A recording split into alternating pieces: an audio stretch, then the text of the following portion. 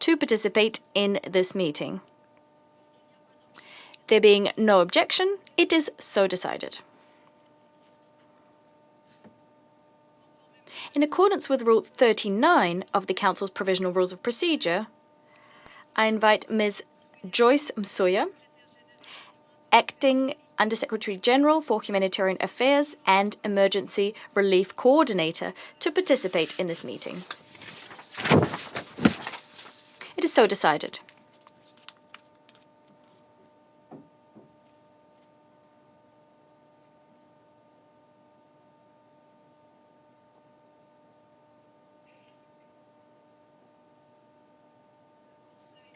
The Security Council will now begin its consideration of item 2 of the agenda.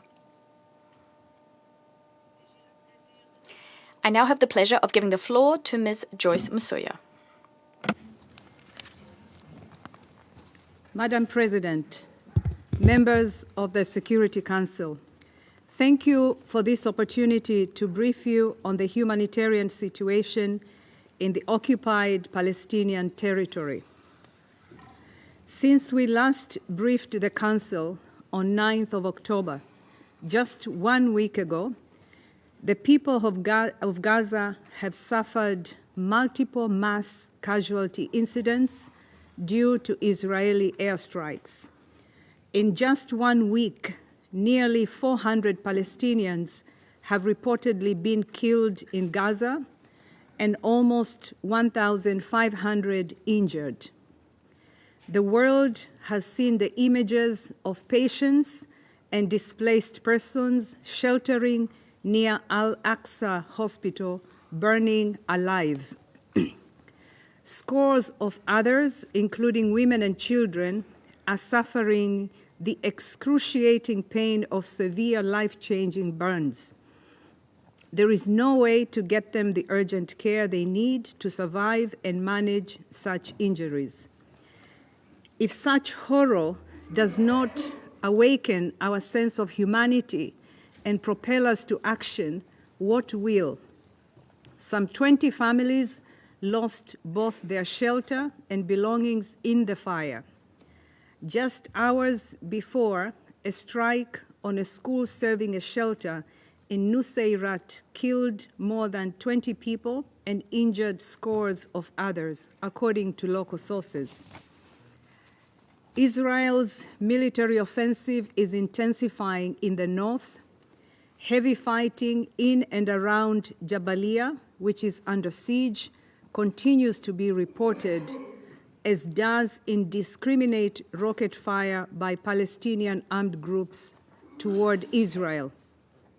Since the beginning of October, we estimate that over 55,000 people have been displaced from the Jabalia area, while others remain stranded in their homes with water and food running out.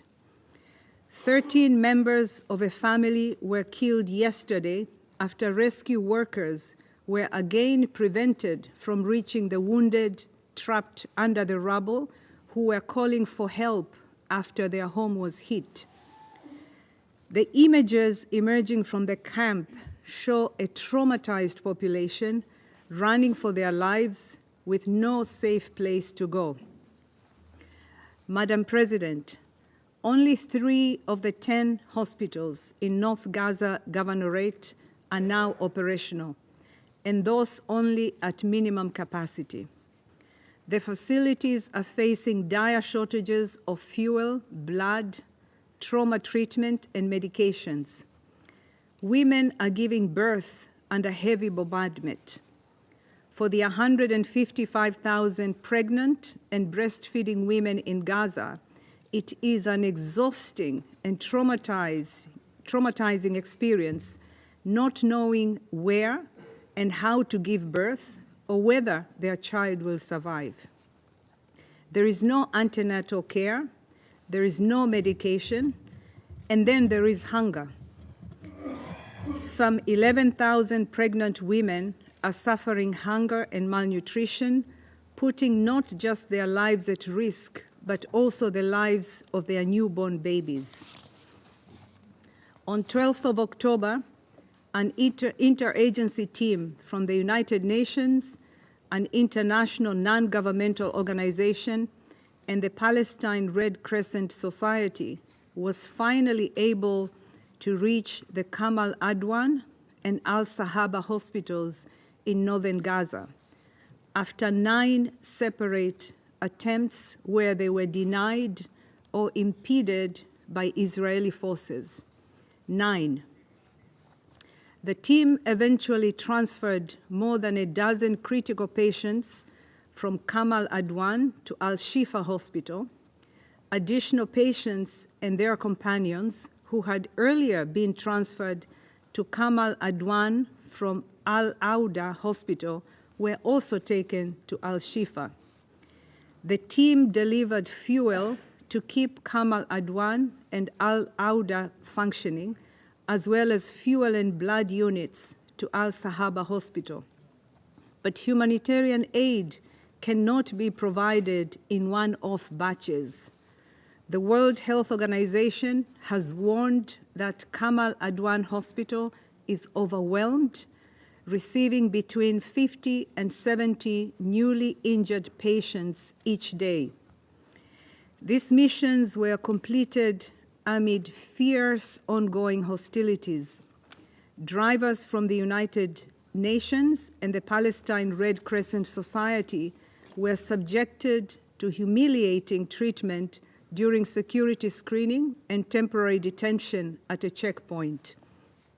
Medical staff kept one child alive by hand pumping oxygen for over 7 hours until they made it through the checkpoint. This gives just a glimpse of the daily work of humanitarians in Gaza. Madam President, no food aid entered northern Gaza from October 2nd to October 15, when a trickle was allowed in and all essential supplies for survival are running out. Distributions of existing food supplies to people in need continue, but these stocks are quickly dwindling. In Gaza City, more than 110,000 meals are distributed each day by at least 10 kitchens, including to support an influx of people displaced from North Gaza Governorate. In North Gaza Governorate, between 11 and 13 October, our partners distributed more than 1,500 food parcels and 1,500 bags of wheat flour to displaced people who were trapped or sheltering in and near schools in Beit Hanom and Beit Lahia. However, there is now barely any food left to distribute, and most bakeries will be forced to shut down again in the next several days without additional fuel. Given the abject conditions and intolerable suffering in northern Gaza, the fact that humanitarian access is nearly non-existent is unquestionable. During the first 2 weeks of October, just 1 out of 54 coordinated movements to the north via the Al-Rashid checkpoint was facilitated by Israeli authorities, while another 4 were impeded but eventually accomplished. 85% of the movements were denied, and the rest were impeded or canceled due to security or logistical issues. Throughout Gaza, less than a third of the 286 humanitarian missions coordinated with Israeli authorities in the first 2 weeks of October were facilitated without major incidents or delays. Every time a mission is impeded, the lives of people in need and humanitarians on the ground are put at even greater risk. This woeful and unacceptable trend must change. Madam President, thankfully, since we last briefed the Council, the second round of the polio vaccination campaign began in central Gaza. WHO reports that on 14 and 15 October, nearly 157,000 children under 10 received the vaccination. The campaign once again underscored the critical role of UNRWA, whose teams vaccinated 43% of the children reached on the first day. It is now critical that the parties continue to respect the agreed humanitarian pauses and that access be granted throughout Gaza to ensure that we can reach all children in need of the vaccine, including in the north. As we have previously said, the success of the polio campaign shows what can be achieved when obstacles to humanitarian access are removed. Madam President, the level of suffering in Gaza defies our ability to capture it in words or even to comprehend its scale. Reality is brutal in Gaza, and it gets worse every day as the bombs continue to fall, as fierce fighting continues unabated, and as supplies essential for people's survival and humanitarian assistance are blocked at every turn. International humanitarian law must be respected, and this Council and all member states must exert all their influence to ensure it. Civilians must be protected, and their essential needs must be met, whether they move or stay. Civilians must be allowed to seek protection elsewhere, and they must be guaranteed the right to voluntarily return as international law demands. The wounded and sick must receive the care they need, and hospitals and medical personnel must be protected. Humanitarian operations must be facilitated both into and throughout Gaza, including to the north, to reach all civilians in need. Hostages must be immediately released, and until they are, they must be allowed visits by the International Committee of the Red Cross. Indiscriminate rocket fire towards Israel must stop. The provisional orders and determinations of the International Court of Justice must be respected. There must be accountability for international crimes. The atrocities in Gaza must end, but this cannot happen through words. It must happen through action, urgent, unequivocal action. We renew our call for urgent diplomatic efforts from across the international community to de-escalate the situation, ensure respect for international law, achieve an immediate ceasefire in Gaza, and agree a path towards sustainable peace. Thank you. I thank Ms. Msuya for her briefing. I will now give the floor to those council members who wish to make statements. I give the floor to the representative of Algeria.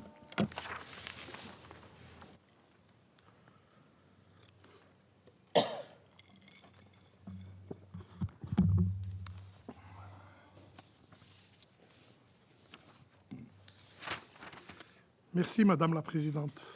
Thank you, Madam President.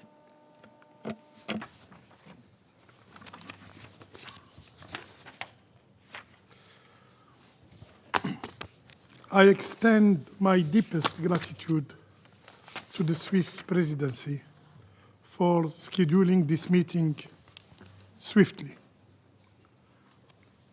We have convened today again because the humanitarian crisis in Gaza, particularly in the northern region of the Strip, who has reached a catastrophic level. While the international community celebrates today the World Food Day, Palestinians in Gaza are struggling to find food. basic food. Their present, marked by suffering and deprivation, and their future uncertain. I thank USG Msuya for her sober briefing that serve as yet another harrowing testimony from the humanitarian community. It lays plain the stark reality on how the Israeli occupying authorities are not merely disregarding international humanitarian law, but are trampling upon the very essence of human decency. For over a year now, the Palestinian people, especially those in Gaza, have endured suffering beyond imagination. It appears that the sadistic impulses of those responsible within the Israeli authorities knows no bounds when it comes to inflicting torment, inflicting punishment upon the Palestinian civilians. Civilians that must not be a military target. They are protected by the international law. The Israeli occupying power should fulfill its obligation in this regard.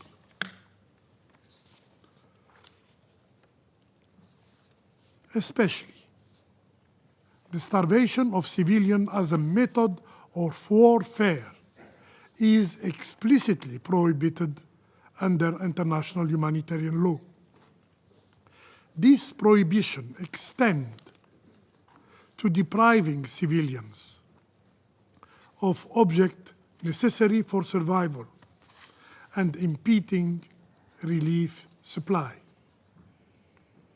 Surprisingly, the second vaccination campaign that commenced on October 14 reached more than 157 children on its first 2 days alone. So, how is it possible? How is it possible that we can vaccinate these children, yet we cannot feed them? How can we secure trucks transporting vaccines, but not those carrying essential food?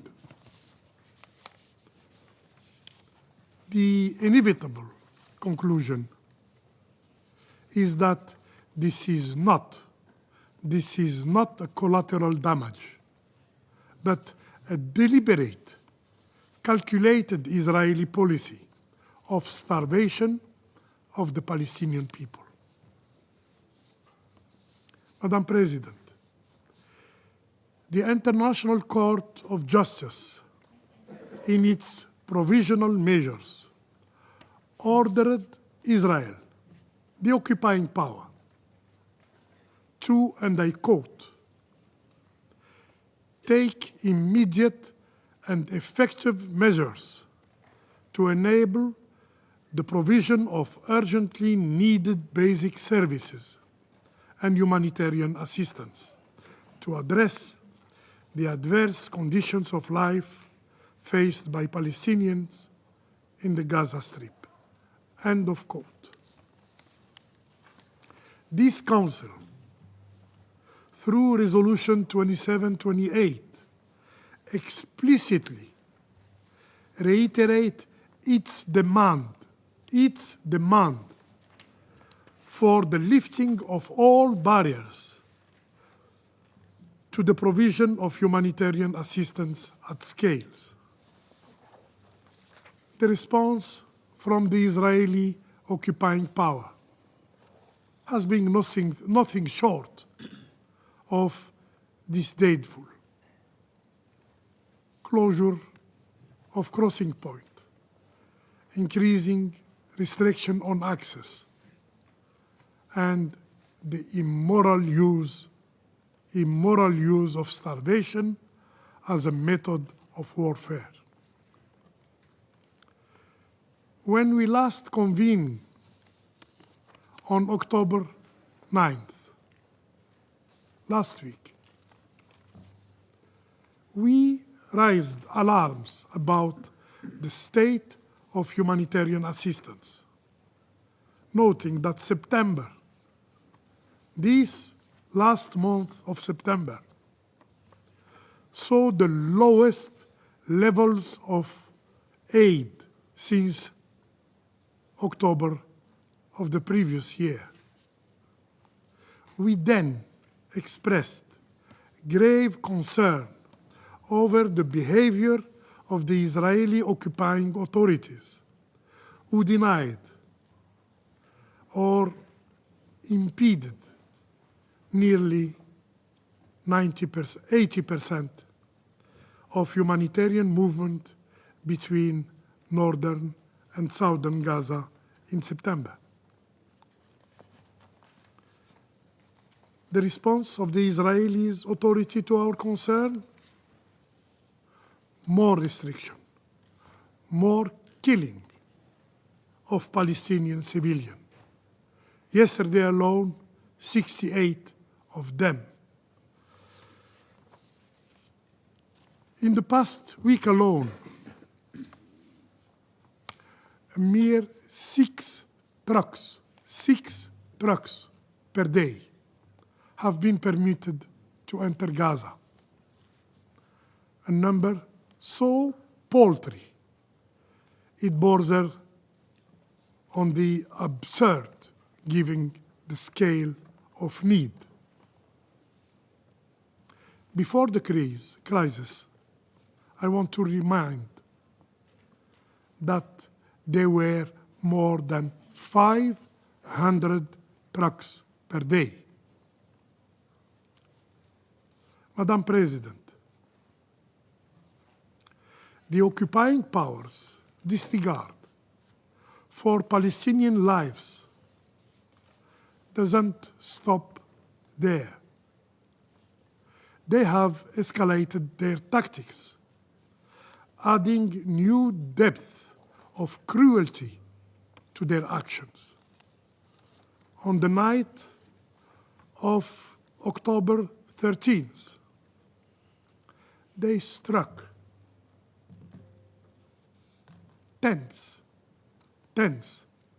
in the vicinity of Al-Aqsa Mosque, Al-Aqsa Hospital. The result? At least 4 people burned to death. Burned to death. Yes, you heard correctly. Burned to death. This is the occupiers' perverse demonstration of how sacred they consider human life. They consider Palestinians' life. The situation stands on the brink of further deterioration, with the potential adoption of legislation by the occupying power, halting UNRWA operations. Such acts would strip Gazans of the backbone of humanitarian actions and further complicate the United Nations humanitarian mission. Madam President, it is clear that the Israeli authorities are not listening to anyone. Not the ICG, not the General Assembly, not this very council, not even their closest allies. But this Security Council has the authority and possess the tools to ensure the enforcement of its decision.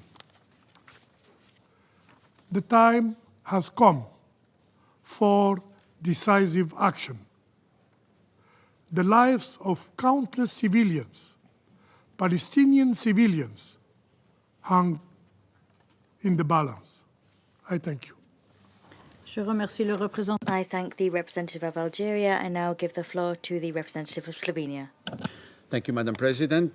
I also want to thank Acting Under-Secretary General Ms. Suja for her briefing today. Slovenia is a country established on the principle of self-determination. Despite our celebration of independence, a siege is not a foreign word to us. Our capital was under siege during the Second World War for 3 years. In our region, the siege of Sarajevo during the conflict in the 90s was the longest lasting total siege in the contemporary European history. We can associate with the siege and indiscriminate bombing and people being killed in line for food or population without food, medicine, gas, electricity, and water, population deprived of human dignity. Back then, we declared never again. A siege is not a foreign word to Palestinians. Gaza has been not only under occupation, but under a siege for years, for decades. What we are hearing and witnessing today about Israeli government attitude towards the northern Gaza is a siege within a siege, a total siege of starved and traumatized civilians. Colleagues, this Council has met many times. With a number of meetings we had, Slovenia avoids repeating what our briefers share with us. So today I want to be clear with our messages.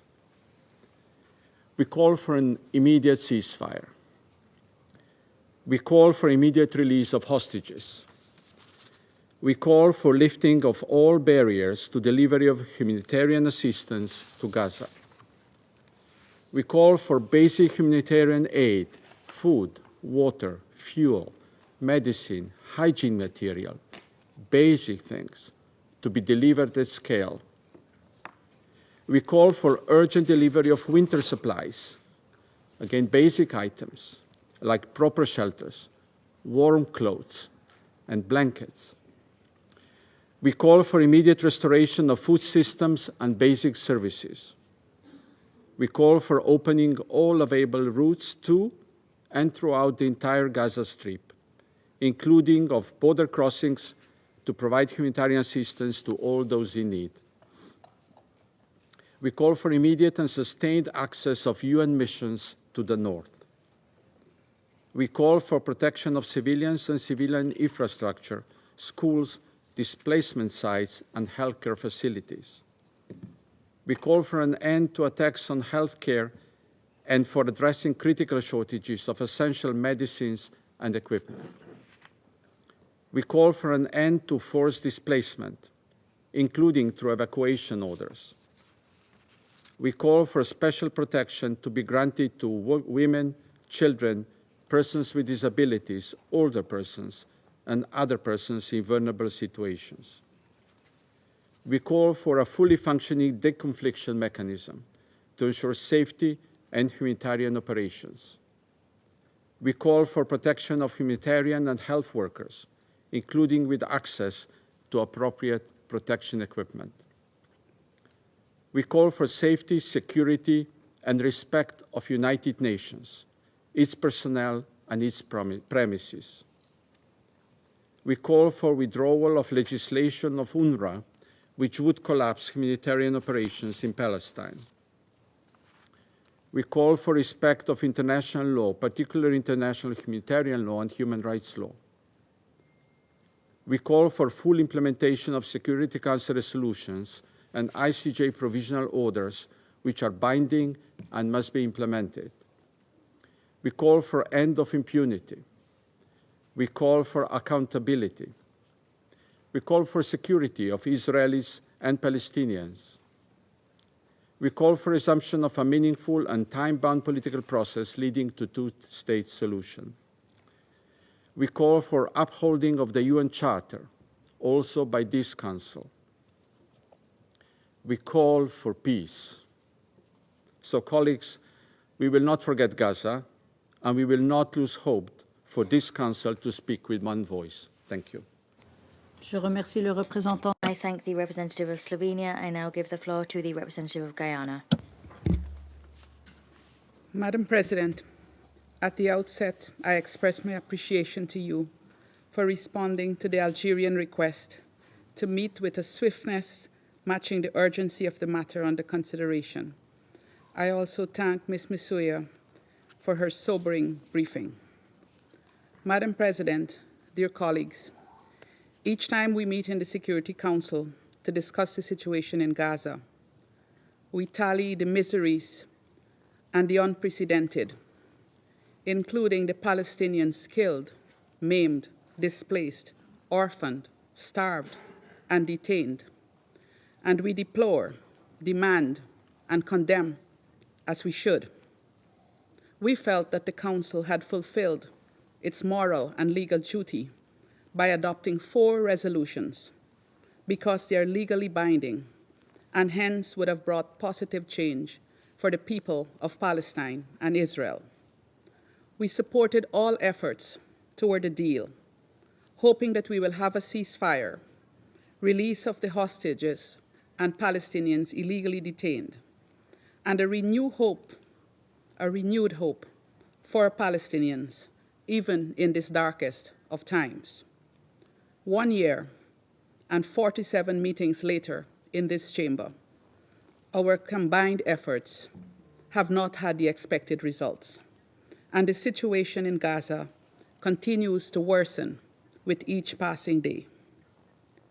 We must not allow the shredding of the moral and legal thread that holds our organization together. The most fundamental question, then, that this Council faces is what will we do to stop this tide? Honest answers to this question, with strong political will, would no doubt engender the kind of action needed to save the lives of the millions of civilians in Gaza and in the occupied West Bank, including East Jerusalem, who have no escape. Guyana continues to be outraged by the suffering that the government of Israel is inflicting on the civilian population in Gaza and the inhumane conditions under which they have been forced to live. This undesirable situation is compounded by the frequent evacuation orders that have become a staple of this war, and which Guyana concludes is part of a strategy to entrench instability and destroy any semblance of permanence. Displaced civilians face many hardships, including protection risks, food insecurity, and increased risk of disease. In fact, these risks are multiplied for civilians in Gaza, since many of them have been displaced multiple times since this war began last October. Madam President, international humanitarian law contains clear provisions about the forced displacement of civilian population in war. It is illegal. In the strictly limited cases where evacuation of the civilian population is permissible, the provisions are equally clear on the conditions under which the evacuation is to be carried out. Civilians' interests must be prioritized at all times, and their safety must never be compromised. Israel has not fulfilled any of its obligations in this regard. Its latest forcible displacement of civilians in the northern Gaza governorate, coupled with its siege of the area, is unconscionable, inhumane, and illegal. Civilians are so tired of their misery that many in northern Gaza who are being displaced again have decided to stay. So if they are killed, whether by bombs or by starvation, they would have at least died in the place they called home. These are the stark choices that people are now making. Guyana condemns these actions by Israel and calls for adherence to its obligations under international humanitarian law regarding the treatment of civilians in armed conflict.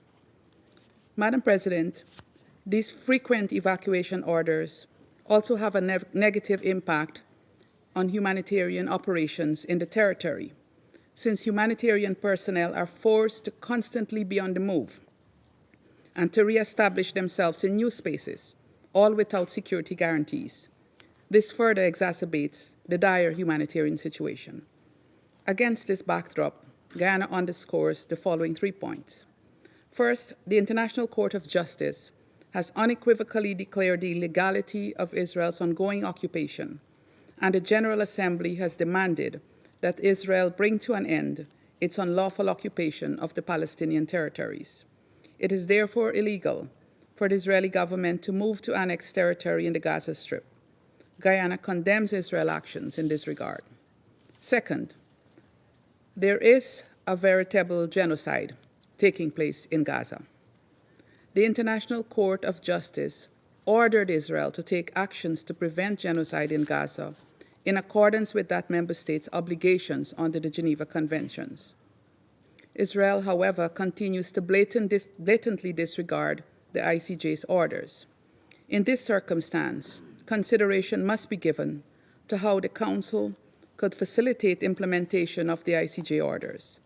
The floodgates have already opened in Gaza, and this Council must agree to pull the plug and stand up for Palestinians. Third, this Council has the mandate and responsibility for the maintenance of international peace and security. We have tools at our disposal to carve out solutions to end this war. Let us use them. When legally binding resolutions and countless appeals to conscience and morality fail to change behavior, the hand of justice must be applied. I thank you.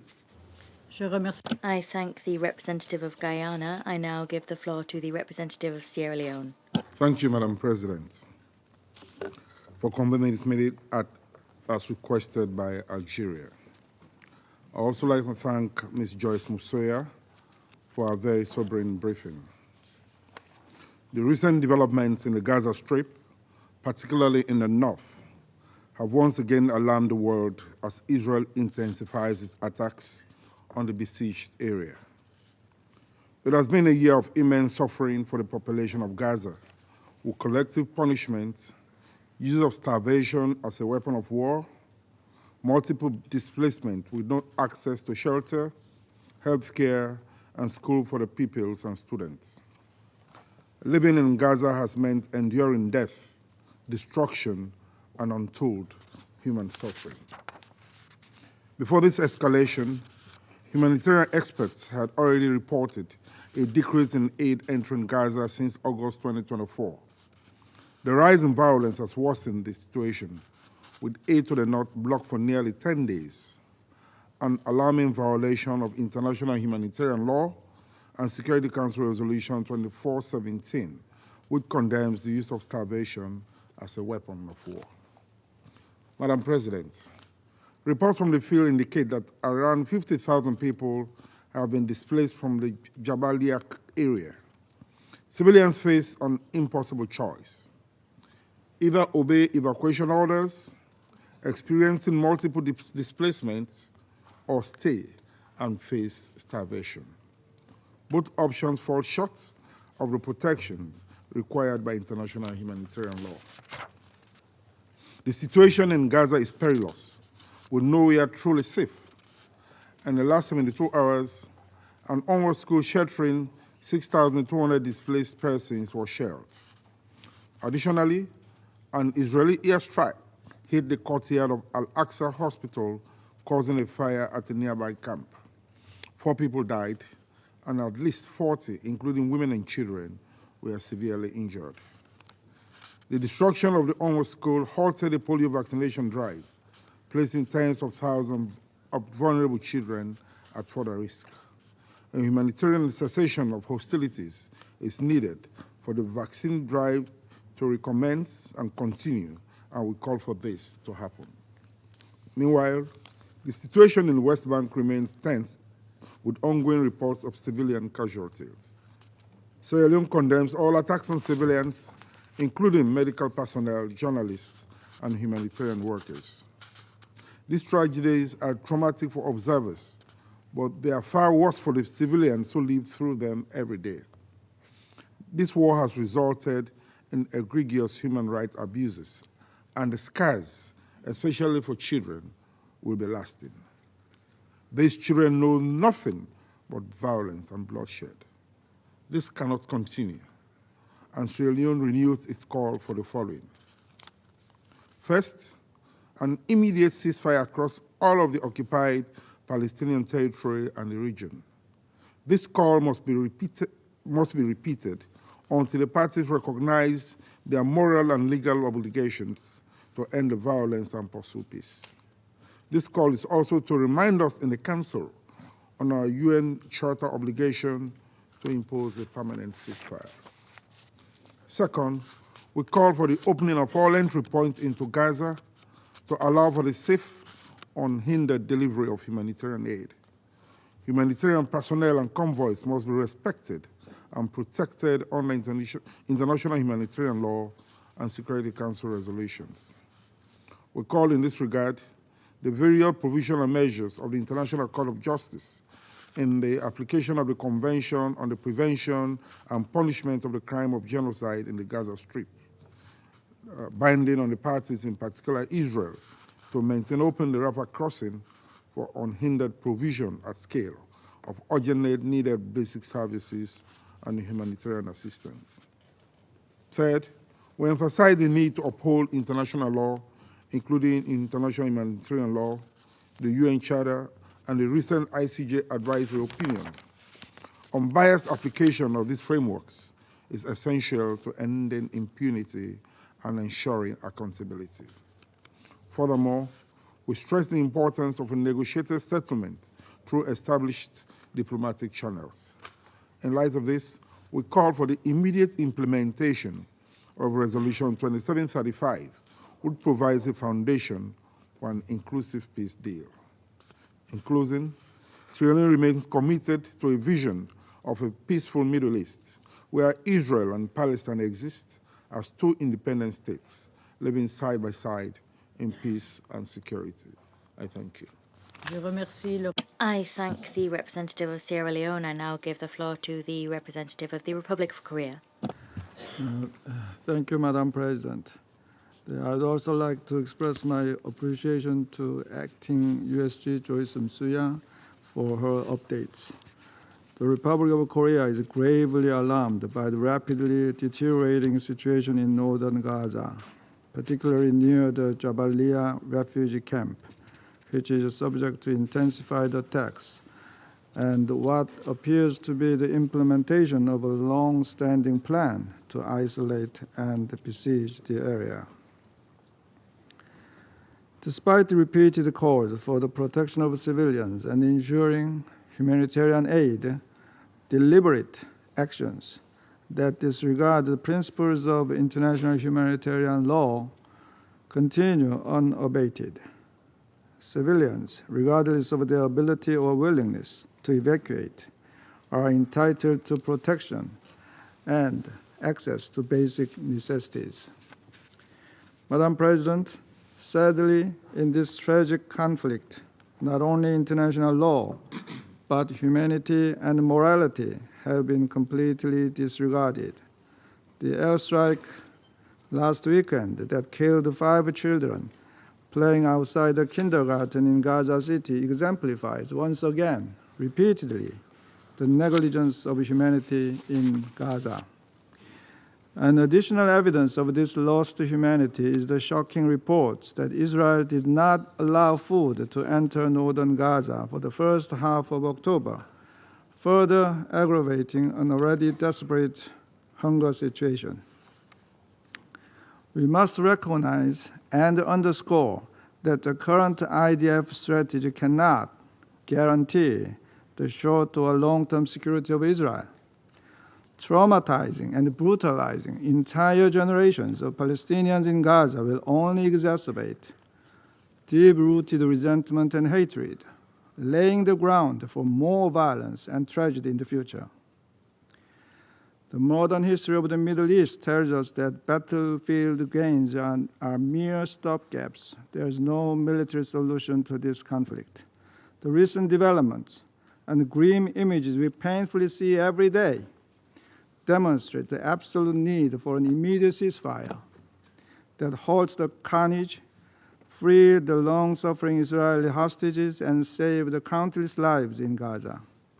A ceasefire should also be the first step toward the lasting peace in the region. Madam President, last month we saw the power of political will through the relative success of the first phase of polio vaccination campaign, with the second phase beginning on Monday under fire. An immediate ceasefire, or at the very least a humanitarian pause throughout Gaza, must be urgently implemented. We sincerely hope that Israel can demonstrate to the rest of the world that they have not lost humanity for their neighbors by proving that they are actually implementing necessary measures to protect civilians. Thus, we urge all parties, especially Israel, to immediately recalibrate toward the peace, beginning with the ceasefire, the sole way for a durable solution to this extraordinarily merciless conflict. I thank you, Madam President. I thank the representative of the Republic of Korea and now give the floor to the representative of France. Madam President, I thank Ms. Masuya for her briefing. As we've just heard, the humanitarian situation in Gaza is catastrophic.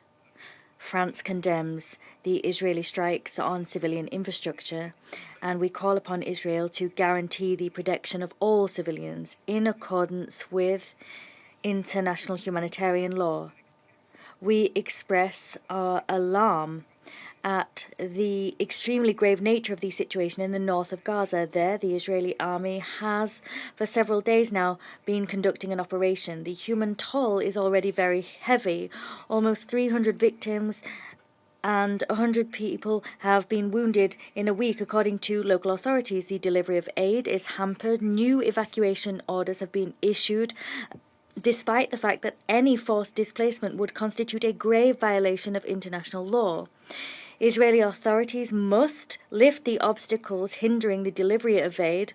Access has never been as restricted as since the start of the conflict. France calls upon Israel to cease projects aiming to criminalize UNRWA's activities and to prevent the office from operating in the OPTs in their entirety. That would only worsen a humanitarian situation which is already catastrophic. We reaffirm our support for UNRWA as well as for the implementation of the recommendations contained in the Colonna report. War in Gaza must stop now. That is the only way of effectively responding to the humanitarian tragedy underway. We can no longer accept that humanitarian tragedy as an inevitable fact. There needs to be an immediate permanent ceasefire, the release of all hostages, as well as the delivery at scale of humanitarian aid. France has relentlessly condemned the terrorist attacks perpetrated by Hamas and other terrorist groups on the 7th of October 2023. We continue our efforts to implement the two-state solution, and we will continue to work on this task, including within the Security Council. Measures aiming to weaken the Palestinian Authority must stop. France calls upon Israel to stop hindering the transfer of Palestinian Authority revenues. We support a Palestinian Authority which is reformed and able to shoulder its responsibilities across the Palestinian territory in its entirety, including in the Gaza Strip. We must also address the war currently playing out in Lebanon. The humanitarian situation is worsening as a result of the intensification of Israeli strikes. There too, we need to see an immediate ceasefire. It is high time to fully and comprehensively implement Resolution 1701 to achieve a long-term solution along the Blue Line, which would guarantee respect for the security of both Israel and Lebanon. Finally, and above all, we must avoid a regional conflagration. In this connection, France condemned Hezbollah's attack against a military base in Binyamana, which claimed the lives of 4 people and wounded several tens of people. We recall our unwavering commitment to Israel's security. Hezbollah's attacks against Israeli territory must stop. I thank you. Je remercie le... I thank the representative of France, and I now give the floor to the representative of the United States. Thank you, Madam President. And thank you, Acting Undersecretary General Masuya, for your sobering and detailed briefing of the situation on the ground. Colleagues, this weekend, like so many of you, like so many people around the world, I watched in horror as images from central Gaza poured across my screen. Images of what appeared to be displaced civilians burning alive following an Israeli airstrike. There are no words, simply no words to describe what we saw. Israel has a responsibility to do everything possible to avoid civilian casualties, even if Hamas was operating near the hospital in an attempt to use civilians as human shields. We've made this clear to Israel, just as we've made clear to the Israeli government at the highest levels that it must do more to address the intolerable and catastrophic humanitarian crisis in Gaza. Some recent U.S. diplomacy has been discussed in the press. For the first time in weeks, the Erez crossing in northern Gaza has reopened, and Israeli authorities have committed to allow UN trucks to enter northern Gaza through at least one other route. Several dozen trucks of aid have entered northern Gaza for the first time in several weeks. But that's not enough. Many, many more deliveries are needed, and we will continue to push for that. In southern Gaza, we understand that UN convoys will be able to use a new route pending repairs, and that the IDF has committed to take steps to help secure delivery routes against armed gangs involved in violent looting, and will do so on a sustained basis. Israel is also working with the World Food Program on a plan to improve humanitarian infrastructure across the Gaza Strip, which, if implemented, could lead to the additional delivery of desperately needed food aid. A second round of polio vaccination is also underway in the south and will soon begin in the north. It is crucial that Jabalia camp is included in this effort. Colleagues, we know that commitments must be followed through on, and that the progress we've seen since last week is insufficient. And so for our part, the United States will continue to make the following clear. Food and supplies must be surged into Gaza immediately, and there must be humanitarian pauses across Gaza to allow for vaccinations and the delivery and distribution of humanitarian aid. A quote-unquote policy of starvation in northern Gaza would be horrific and unacceptable, and would have implications under international law and U.S. law. The government of Israel has said that this is not their policy, that food and other essential supplies will not be cut off, and we will be watching to see that Israel's actions on the ground match this statement. Colleagues, we also remain gravely concerned by the evacuation orders issued by Israel in northern Gaza and are monitoring the implementation of these orders closely. Furthermore, all parties must abide by Resolution 2720 and reject any forced displacement of the civilian population, which would violate international law. And let's be clear, civilians are protected under international humanitarian law and may not be declared as combatants if they fail to evacuate. We know winter is approaching. The cold and bad weather will soon set in. 1 year into the fighting, with Hamas substantially degraded, Israeli authorities should be working with the UN and the international community on a plan for civilians to move inland. They should be facilitating, not obstructing, efforts to provide for temporary shelter, and they must restore basic services, including water, electricity, and sanitation. I repeat, the United States calls for this work to begin now. Israel must also cooperate with the UN and the international community to lay the foundation for the reconstruction of Gaza, because civilians must be allowed to return, including to northern Gaza, to rebuild their lives. That can be hard to imagine at a moment of so much suffering and pain, death and destruction, but we must continue to work toward a future where people can rebuild and where people can heal. And for that to happen, there must be a durable peace. And as we've said many times, a ceasefire with the release of all hostages could start today if Hamas, which set this conflict into motion and has no concern for the well-being of Palestinians in Gaza, would accept the deal on the table. It could happen today. Colleagues, I was devastated by the new details from Hirsch Goldberg Poland's parents that they shared about their son's execution. How Hirsch's limp body was found on his knees in a tunnel beneath Gaza, a bullet through his skull.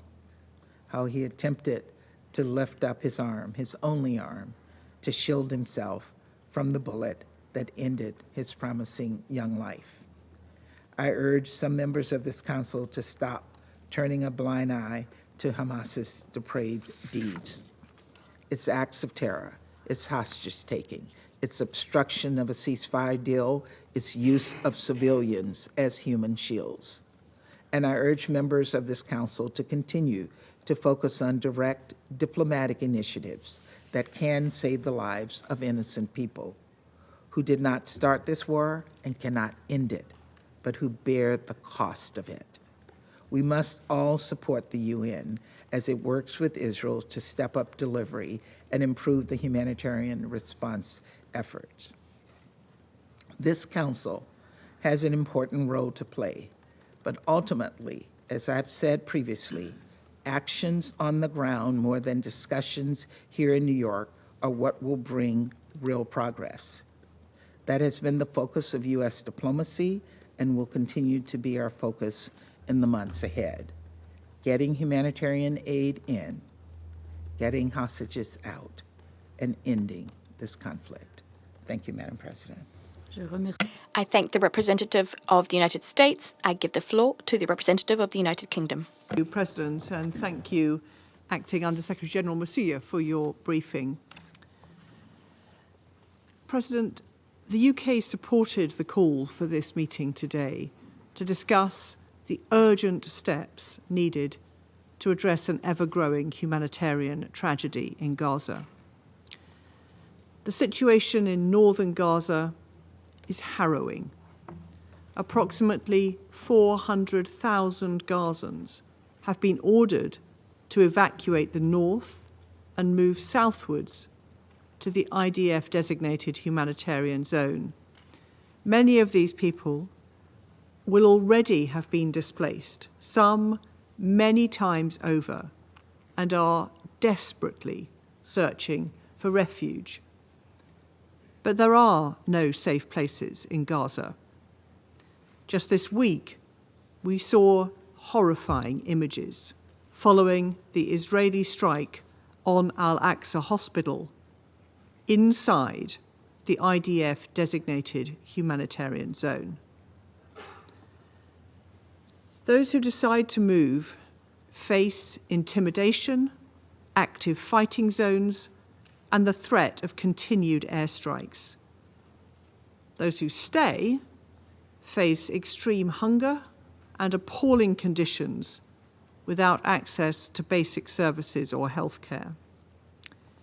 In the first half of October, no food aid was delivered to northern Gaza, with Israeli authorities denying or impeding the vast majority of humanitarian movements between north and south. We expect October to see the least aid enter Gaza since the beginning of the conflict, lower even than September. Families in Gaza are facing a second winter with even less resilience and fewer resources. This is unconscionable. Israel must comply fully with international humanitarian law and ensure sufficient aid reaches all parts of Gaza. We also reiterate our concern at legislative proposals seeking to undermine UNRWA, which is vital to the humanitarian response in Gaza. Let me be clear. Northern Gaza must not be cut off from the south. Palestinian civilians, including those evacuated from northern Gaza, must be permitted to return to their communities and rebuild. There must be no forcible transfer of Gazans from or within Gaza, nor any reduction in the territory of the Gaza Strip. We need to see an immediate ceasefire to bring this devastating conflict to an end. President, we must also hold in the front of our minds the unthinkable suffering of the 101 hostages who remain in captivity in Gaza. Their ordeal has gone on for far too long. Once again, we call on Hamas to release the hostages immediately and unconditionally. And as we know, the suffering of the region goes beyond Gaza. We reiterate our call for an immediate ceasefire between Hezbollah and Israel. All parties must take measures to avoid civilian casualties and ensure the safety and security of UNIFIL personnel. And in the West Bank, as my Foreign Secretary has said, we urge the Israeli government to take action to crack down on settler violence and to stop settler expansion on Palestinian land. That is why yesterday my government announced further sanctions against 3 illegal settler outposts and 4 organizations in order to bring accountability to those who perpetrate such heinous human rights abuses against Palestinians. President, the Palestinian people, the Israeli people, and the region as a whole deserve a better reality than the daily cycle of violence and fear to which they have become accustomed. But there is a path to peace, one which would see a safe and secure Palestinian state beside a safe and secure Israel. We urge the parties to be courageous and to take the path towards peace and a better future for their people. I thank you. I thank the representative of the United Kingdom. I give the floor to the representative of China. Thank you, President. I thank Algeria for the initiative to convene this meeting and thank Acting USG Moussouya for her briefing. The sudden escalation of the situation between Lebanon and Israel in the past few days has caused widespread concern and worry in the international community. But the situation in Gaza is not showing any sign of stabilization, but has continued to deteriorate in the past 2 weeks. Israel has not relented its military operations in Gaza at all, but has constantly attacked and bombed schools and hospitals, completely cut off the access of humanitarian supplies in northern Gaza, and once again forcibly ordered an emergent evacuation of hundreds of thousands of people. Israeli bombing caused big fires. And in the Sea of Fires, some displaced Palestinian civilians were burning alive to their death. They are all human beings like us. Why, when born in Gaza, they have to suffer like this? 2 million people have been struggling on the verge of death for more than a year. How long will it take before they can see some hope to live? The Security Council showed us the responsibility to maintain peace. We have held repeated discussions, expressed sympathy, voiced our positions, and expressed concern. But these are not enough. It is unacceptable to allow the tragedy in Gaza continue to develop. And it is also unacceptable for the Security Council to continue to suspend collectively. We must regain and revitalize the authority of international humanitarian law. Using starvation as a weapon of war is a serious war crime. Humanitarian organizations are the lifeline for Gaza. It is intolerable to see them face suppression, restrictions, and even security threats. Israel must fulfill its obligations under international humanitarian law, immediately lift the blockade and restrictions on humanitarian access to the entire Gaza, and cooperate fully with the UN and other humanitarian entities to facilitate and ensure the safety of humanitarian operations such as the transportation of humanitarian supplies and polio vaccination. UNRWA is the pillar of humanitarian assistance in Gaza. China firmly opposes any smearing and suppression of the agency. We must retain and revitalize the effectiveness of the Security Council resolutions. The Council has adopted a number of resolutions regarding the situation in Gaza, explicitly calling for a ceasefire, but none of them has been effectively implemented. That has dealt a serious blow to the credibility of the entire United Nations system. Council resolutions are binding on all states and must be implemented. We support the Council in using all the options in its toolbox to ensure the implementation of its resolutions adopted. Every member has the responsibility to safeguard the effectiveness of the Council's resolutions.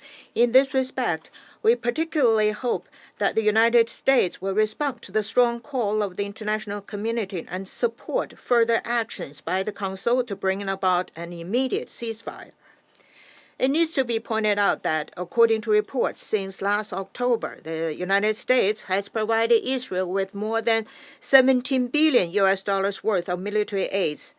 Under the current circumstances, does such large-scale supply of weapons help to realize the objectives of the Security Council resolutions? This is a question that needs serious consideration. We must revitalize and safeguard the political prospects for the two-state solution. The implementation of the two-state solution and the establishment of an independent Palestinian state is the only viable way to resolve the Palestinian question.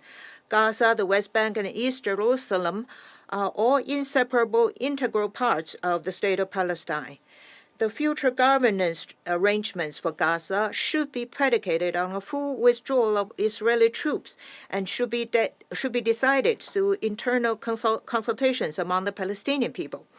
The implementation of the two-state solution requires the political will of both parties. Israel must stop eroding and jeopardizing the foundations of the two-state solution and return to the right track of the two-state solution. The international community has the responsibility to provide international guarantee for the implementation of the two-state solution, and China is ready to continue to play a constructive role and make unremitting efforts to push for a ceasefire and an end to the fighting as soon as possible to realize peace in the region. Thank you. I thank the representative of China. I give the floor to the representative of Malta. Thank you, President, and I also thank Ms. Massoua for her harrowing briefing. On Monday, we witnessed shocking and disquieting images of civilians being burnt alive following the Israeli airstrikes on Al-Aqsa Hospital, where several IDPs were taking refuge. Regrettably, this is just the tip of the iceberg in terms of the catastrophe which is unfolding. Central Gaza alone has seen at least 2 mass casualty incidents since Sunday.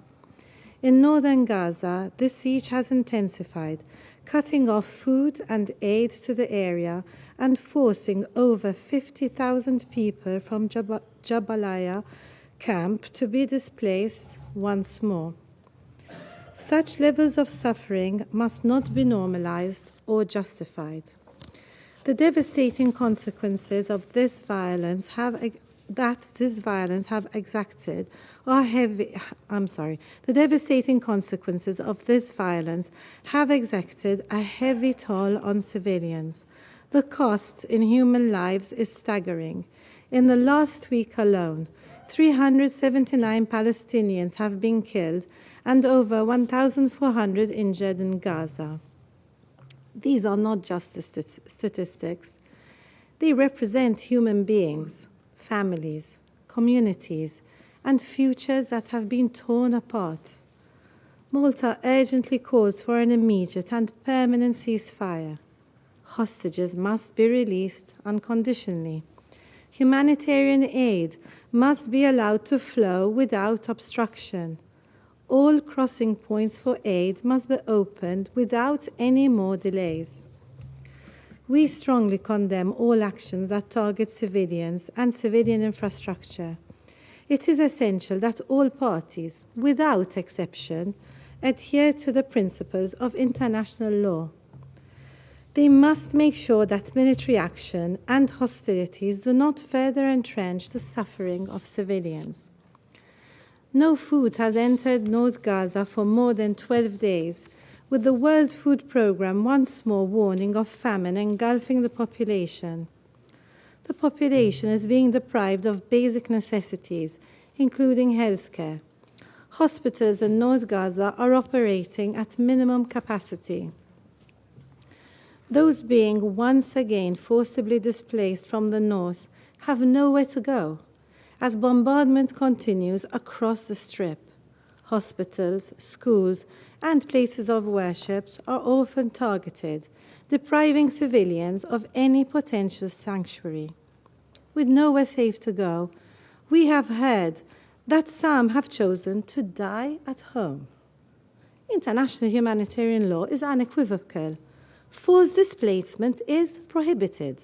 Civilians must be safeguarded at all times, and those who choose to remain in their homes must be guaranteed access to essential resources and services. Malta reiterates its call for the immediate and full implementation of the International Court of Justice's order on provisional measures, and emphasizes that international law is binding on all states. Despite the severe insecurity and violence, the second round of polio vaccines have started to be administered on Monday. We pay tribute to the brave workers from WHO, UNICEF, and UNRWA, who aim to vaccinate over 590,000 children in the coming days. We also strive to ensure that children in Gaza are protected in the long term, where not only physical care, but only psychological support will be needed. There is no actor which is better placed to ensure this than UNRWA. Yet, the agency is facing a multitude of challenges, including strikes on its premises, such as the Al-Mufti School, which was shelled on 13th October. 22 Palestinians, including 15 children, were killed in that attack. It is concerning that legislation affecting the agency is being considered by the Israeli Knesset, which is seeking to halt UNRWA's operation in the OPT, including East Jerusalem. UNRWA is a pillar of humanitarian efforts and regional stability. Without its continued presence, the consequences will be devastating for millions who rely on its services. We once again call for the shelving of this legislation to ensure that UNRWA can continue its vital work in line with its mandate adopted by the General Assembly with overwhelming majority. President, the time for rhetoric has long passed. The situation is unsustainable. The stories are heart-wrenching. The violence must end. The situation in the West Bank also remains alarming, particularly the financial situation of the Palestinian Authority, the increase in illegal settlements and settler violence, the situation of Palestinians in East Jerusalem, and the threats to the long-established but fragile status quo on Jerusalem's holy sites also deserved our undivided attention. These challenges and the conflict's expansion into Lebanon may engulf the region. This Council has the tools and responsibility to act decisively and effectively. By pursuing a regional ceasefire, upholding international law, and working towards a credible and irreversible realization of the two-state solution, we can chart a path to peace that is both just and lasting. The world is watching, and we must not fail it. Thank you. I thank the representative of Malta. I give the floor to Mozambique. Thank you, Madam President. We thank the Switzerland's presidency for promptly convening this briefing and to Algeria for calling our collective responsibility in addressing the dire situation in Gaza. We also thank Ms. Joyce Msuya, Acting Under Secretary General, for providing comprehensive information on the latest situation in Gaza. Madam President, the Middle East region, particularly the Gaza Strip, demands the unwavering attention of this Council. The situation in Gaza has reached a critical juncture with ongoing military operations and an escalating humanitarian crisis that can no longer be ignored. Recent reports paint a harrowing picture of the northern Gaza Strip. The relentless Israel bombardment continues unabated, resulting in mounting civilian casualties and widespread destruction of infrastructure. The statement from Doctors Without Borders detailing the entrapment of their staff members in Jabalia and the reported casualties at Al-Yemen Al-Said Hospital underscores the dire circumstances faced by both civilians and humanitarian workers. The death toll and displacement figures in Gaza are rising at an alarming rate. The scenario described by major humanitarian actors, including the United Nations, can only be characterized as catastrophic. The evacuation orders issued for the main shelters and hospitals in Gaza, as reported by medical personnel on the ground, are terrifying. Aid workers are faced unsurmountable challenges in complying with these evacuation instructions due to ongoing hostilities. The constant threat of violence severely impedes efforts to ensure the safety passage of civilians and the delivery of essential aid. The humanitarian crisis is therefore deepening, with food and water becoming increasingly scarce. Madam President, this Council adopted Resolution 2720 in December 2023 in response to the Gaza Strip worsening humanitarian crisis. This action underscored the urgent need for immediate, safe, and unhindered delivery of humanitarian assistance to the Palestinian civilian population throughout Gaza. We again call upon all parties to urgently implement this critical resolution. The dire situation demands immediate and decisive international action to safeguard the lives of those affected in full accordance with relevant international norms. This Council bears the moral and the primary responsibility to act swiftly and decisively. We cannot overstate the urgency. Lives are at stake. Madam President, ceasefire is not merely necessary. It is imperative to prevent further loss of life and facilitate delivery of humanitarian aid to those in desperate need. Every moment of continued fighting exacerbates these crises.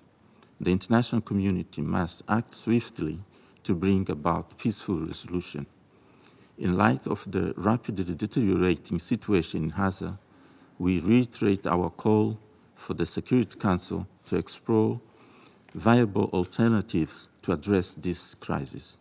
To this end, we propose the following actions. First, intensify diplomatic efforts to bring all parties to the negotiating table, engaging influential nations, including members of this Council, to leverage their influence to de-escalate the conflict. Second, demand an immediate and comprehensive ceasefire to halt all hostilities, protect civilians' lives, release hostages, and all other held in captivity. Third, establish and enforce safe and secure humanitarian corridors to ensure the delivery of essential aid and medical supplies to affected populations, including facilitating the planned second phase of polio vaccination. This necessitates the rigorous enforcement of international laws prohibiting the obstruction of aid delivery. Fourth, strengthen existing Security Council resolutions, particularly 2720, 2735, by adopting more robust and enforceable measures that mandate immediate and hindered humanitarian access to Gaza. Lastly, encourage and facilitate political dialogue between the conflicting parties to address the root causes of the conflict and work towards a sustainable peace agreement. Madam President, we hope that these actions could not only alleviate the immediate suffering of the people in Gaza and pave the way for long-term stability and peace in the region. This includes the realization of the two-state solution, which the UN Secretary General has rightly identified as the only way to avoid endless cycles of fear, hatred, and violence. The time for decisive action is now. History will judge us harshly for any further inaction in the face of this humanitarian catastrophe. I thank you, Madam President. I thank the representative of Mozambique. I give the floor to the Russian Federation. Madam President, we support Algeria's initiative to hold this Emergency Security Council meeting to discuss the unbearable humanitarian situation in the north of the Gaza Strip. We'd like to thank the acting head of OCHA, Joyce Msuya, for her overview of the human tragedy unfolding before our very eyes. Given that for over 12 months we've seen incessant bombing by Israel's Air Force, the humanitarian situation in the enclave is truly horrific. The number of people killed, wounded, and maimed, these civilians, including women and children, is staggering. In the last 24 hours alone, 55 Palestinians were killed. Over 229 were wounded. The scale of starvation is shocking. Gaza's entire population is in need of emergency food aid. Mass displacement and evacuation orders have become mundane, although there is basically nowhere left to flee. In different parts of the Strip, schools, hospitals, and refugee camps are being shelled. The US media is quoting volunteer doctors working in Gazan hospitals. According to their witness accounts, practically daily they are seeing cases of gunshot wounds to the heads among minors between the ages of 2 and 12. It would appear then that the UN flag is not only failing to protect the civilian population, humanitarian workers, and civilian social infrastructure, but this flag is also seemingly becoming a direct target for the IDF. All humanitarian workers, including today's briefer, are stating in unison that there is nowhere in Gaza that's safe. This is not a figure of speech, it's a bitter reality. Madam President, for 2 weeks now, the international community has looked on as the Israeli military has conducted intensive airstrikes and a military ground operation in the northern Gaza Strip. We're receiving reports about hundreds of Palestinians killed, including children. Just a few days ago, on the 13th of October, yet another outrageous airstrike was conducted by the Israeli Air Force on schools in the Nuseirat refugee camp. As a result, a minimum of 22 people died, including 15 children and women. 80 people received wounds to varying degrees of severity. Another 5 minors became victims of an airstrike on the Al-Shati camp in the north of the enclave. The IDP has been conducting a military operation, a siege of the Jabalia camp, for over a week now. As a result of bombing, undernourishment and thirst, hundreds of thousands of people could die. And yet the only bakery in the city of Jabalia was destructed by yet another Israeli airstrike. Over 400,000 people saw themselves cut off by the Israeli military, cut off from food and medical aid. And this at a time when the WFP is not delivering foodstuffs to the northern Gaza Strip. Meanwhile, food distribution centers were shut owing to the intensification of hostilities. Unfortunately, this is in keeping with media reports about Israel implementing a so-called general's plan of the IDF. That's a humanitarian blockade and squeezing people out from these territories. That's the plan. We really hope that this chilling information will not be corroborated. In this context, we echo the words of the Commissioner General of UNRWA, Mr. Letzerini. He called on Israel to exhibit humanity and courage, underscoring that people in the northern Gaza Strip are facing a choice, fleeing their homes or dying of starvation. Madam President, the socioeconomic damage being done to the Strip that has been done over the last year is colossal. According to UN estimates and figures, the enclave's GDP dropped so far that recovery to pre-crisis levels will take almost 70 years. Reconstruction of critical infrastructure will require a minimum of 80 years. These calculations take as their base the start of 2024, although the mass destruction is continuing day in, day out. Unimpeded delivery of humanitarian assistance to Palestinians under prevailing conditions is of utmost importance. And yet here again, we're seeing serious problems. Israel is introducing restrictions. Meanwhile, humanitarian workers are themselves being shelled and detained on a regular basis.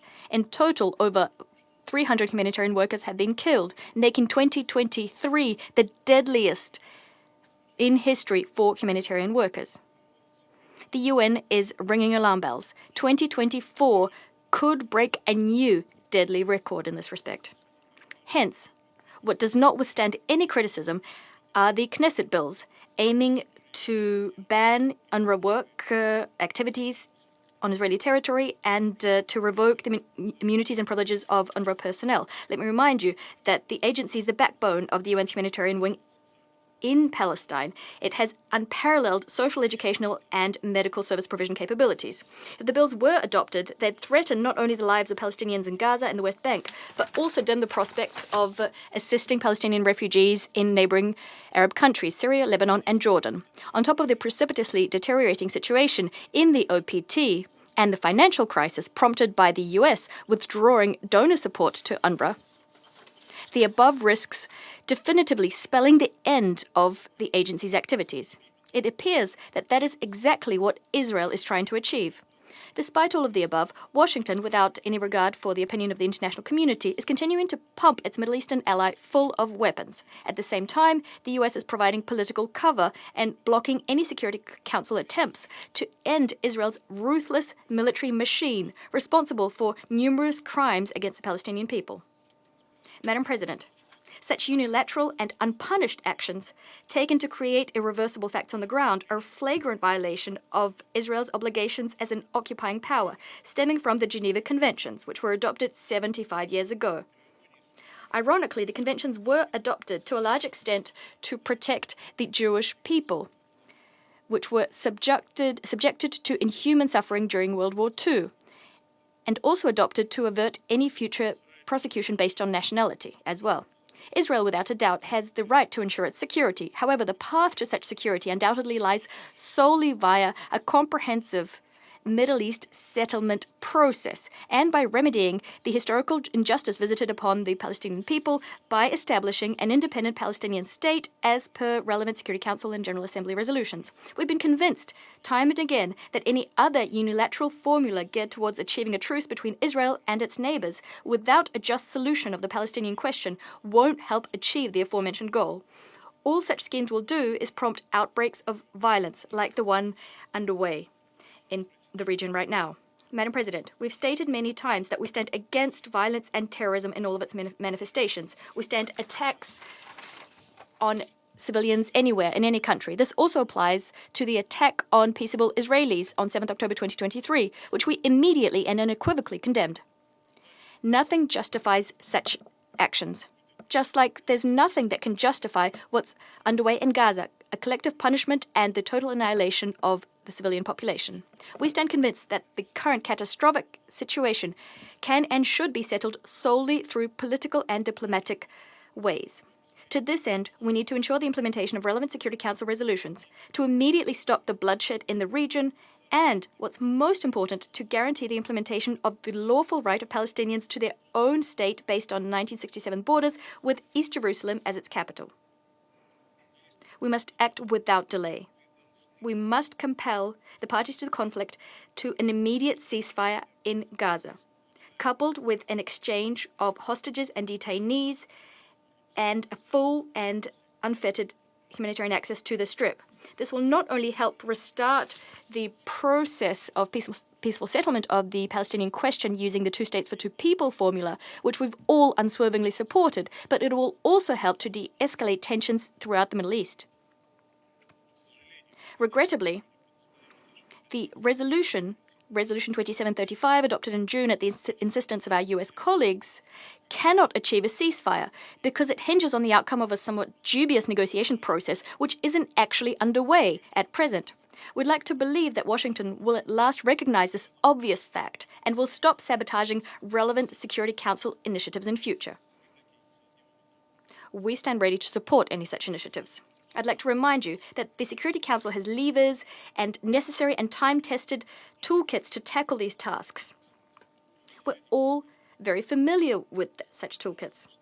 All we need to do is to muster the political will to finally set aside narrow geopolitical interests and to clearly and unambiguously demand an immediate ceasefire. We see that all Security Council members, bar one, are ready to do so. We don't understand why the remaining members of the Security Council have to share responsibility for the madness underway in Gaza, if it is only one member that's stopping us from ending this madness. So we'd like to ask all those who will be taking the floor after we do, not to limit themselves to general appeals to the Security Council, but to personalize their reproaches, addressing it to the state which is personally responsible. I thank you. I thank the representative of the Russian Federation. I invite the representative of Ecuador to take the floor. Thank you, Madam President. Allow me to begin by thanking the acting USG for Humanitarian Affairs and Emergency Relief Coordinator, Ms. Joyce Masuya. I thank her for the sober report with which we have just been furnished. Ecuador reiterates its unwavering support for OCHA's work. President, as we have heard, hostilities continue, and the humanitarian situation, which was already extremely difficult, is worsening yet further still, particularly in the north of the Strip.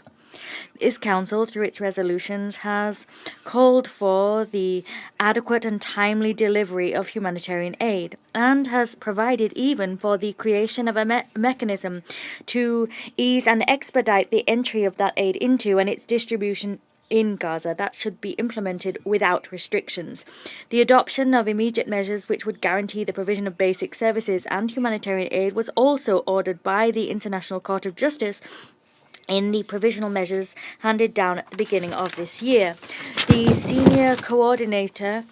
The senior humanitarian and reconstruction coordinator for Gaza has been working since January and has presented to the Council periodic reports on her work. The requirement that she continue to do so was extended only a few weeks ago with the support of all Council members. However, in order to implement the mandates and resolutions, the expressions of support will not suffice. it is crucial that we see political will of all parties. Above all, what we need is a ceasefire in Gaza. As such, we must ensure compliance with Resolution 2735, a resolution which calls for the immediate ceasefire, the release of hostages, and the delivery of humanitarian aid in an adequate and timely fashion. As I indicated last week, Madam President, this crisis does not only demand an urgent response, rather it also requires sustained sustained support on the support of the international community to alleviate the suffering and of the Israelis and Palestinians and protect their fundamental human rights. We must also crucially bear in mind that respecting the norms of international humanitarian law is not optional, neither does it depend on reciprocity. Breaking international law has grave international responsibilities which we cannot ignore. Today, however, we have heard about forced displacements, the impediments to humanitarian access, and famine in the north of Gaza. All of this runs counter to international humanitarian law. Consequently, we should today recall that the Security Council resolutions and orders of the International Court of Justice must be upheld, always, without exception, in this and in all cases. Colleagues, I wish to conclude this statement by reiterating my country's condemnation of the terrorist attacks perpetrated by Hamas on the 7th of October 2023. Those attacks were the immediate cause of the current violence. I reiterate our demand that all hostages be immediately and unconditionally released. I wish to conclude reaffirming Ecuador's commitment to working towards a peaceful, lasting and just solution for the parties, with the existence of two states, Palestine and Israel, on the basis of 1967 lines and relevant resolutions. Thank you. I thank the representative of Ecuador, and I now give the floor to the representative of Japan. Thank you, Madam President. I also thank Acting USG Musia for her update on the grim reality on the ground. The situation in Gaza remains desperate, with no end in sight. We are now entering a second year of devastation since the horrific attack by Hamas and others on October 7th. Japan once again firmly condemns the attack and the hostage-taking of Hamas and demands that all remaining hostages be immediately released. Madam President, Japan is deeply disturbed by the intensifying Israeli military activities in Gaza in recent days, particularly in the north. We are appalled by the reports that attacks on displacement camps, schools, and even hospitals have led to hundreds of casualties, including many women and children. The reports that hundreds of thousands of people are still trapped in this very dangerous situation in northern Gaza are profoundly alarming. They have nowhere to go amidst the continued bombardment and little access to humanitarian aid, facing an imminent risk of starvation. Moreover, Israel's repeated evacuation orders have pushed the Palestinians in northern Gaza to the south, causing yet another massive displacement. We amplify our strong demand that all parties to the conflict must act in accordance with the international law, including international humanitarian law. Civilians and civilian objects must be protected, and safe and unhindered access to humanitarian aid must be guaranteed at all times. Madam President, one glimmer hope is the success of the second round of the polio vaccination campaign so far. We are grateful to the UN agencies and personnel involved while taking note of the coordination efforts by COGAT. We urge all parties to ensure the campaign can be safely completed so that this disease no longer threatens the children of Gaza and the region. The vaccination effort demonstrates two things. First, it shows what can be achieved when the parties work together to save innocent civilians rather than keeping them in the crossfire and depriving them of basic human necessities and dignity. Second, it shows the indispensable role that UNRWA is playing on the ground. The agency must be allowed to operate. We again expressed our grave concern about the bills proposed in the Israeli Knesset that would undermine its work and jeopardize essential services for millions of vulnerable Palestinian refugees. Madam President, as we all know, only a ceasefire can end this humanitarian catastrophe.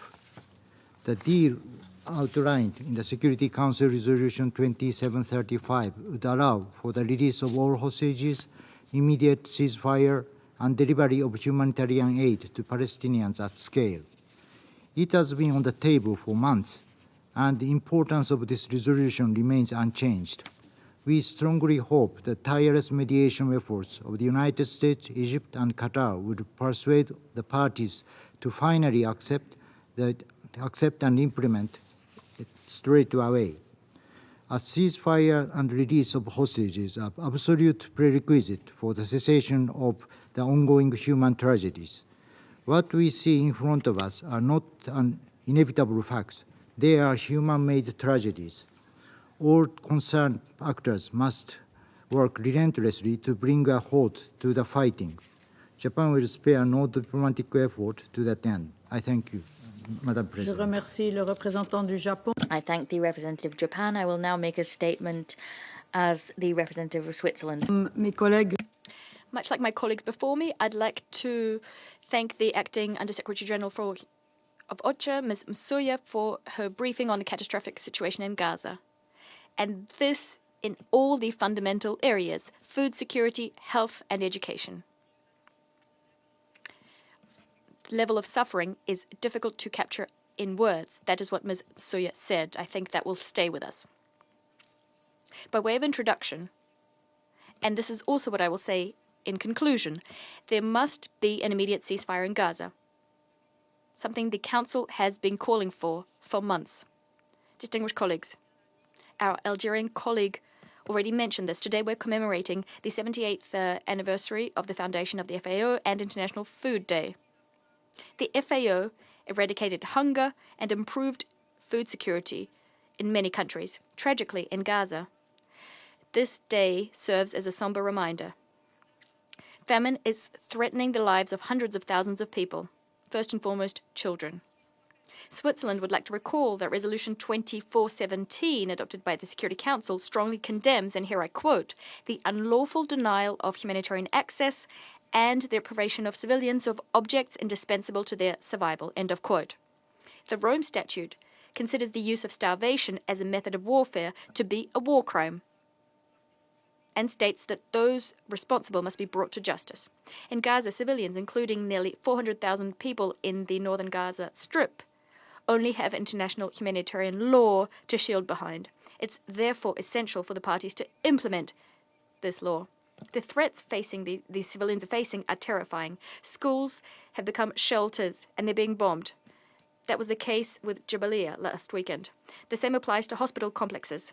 The almost total denial of humanitarian aid is exposing civilians to epidemics of a bygone era, not to mention the fact that children haven't gone to school for over a year now.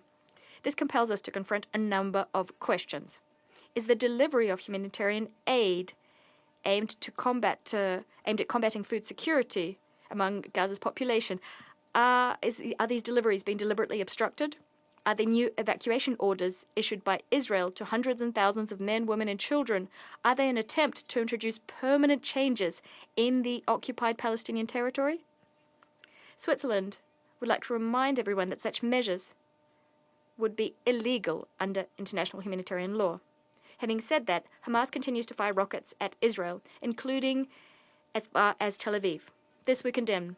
The humanitarian situation of the hostages who are still alive is also catastrophic. We strongly condemn these atrocious acts of terror committed by Hamas on October 7th. We also called for the immediate and unconditional release of hostages. We will continue to do so. We've said it time and time again. All of the parties, including Hamas and other armed groups in the Gaza Strip, must uphold international humanitarian law. However, Hamas's vile crimes in no way suspend Israel's obligation to unswervingly comply with international humanitarian law. Israel must urgently and vigorously take effective measures to provide basic services and emergency humanitarian aid to Palestinians in Gaza, as required by the International Court of Justice. Would like to recall that this is an obligation under international humanitarian law.